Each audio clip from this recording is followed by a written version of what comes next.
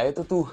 Prvý týždeň je za nami, tak sa pozrieme na to, ako mi to išlo. Každý deň som si hneď po aktivite natočil nejaký malý klip, kde som približne povedal, čo som v ten deň robil, čo som zabehal, dám sa screenshoty. Prvý deň pripravím aj za sebou. Dal som tých 6 km, ale behal som extrémne pomaly. Myslím, že average pace bol nejakých 6,50 a ja z nich sa mal, by som klamal. Čiže tak nejak približne. Deň 2, dnes keď som po 3 hodiny na skate a keďže som chorý, tak už nepoviem behať, ale bude to aspoň nejaká aktivita. Ty kokso!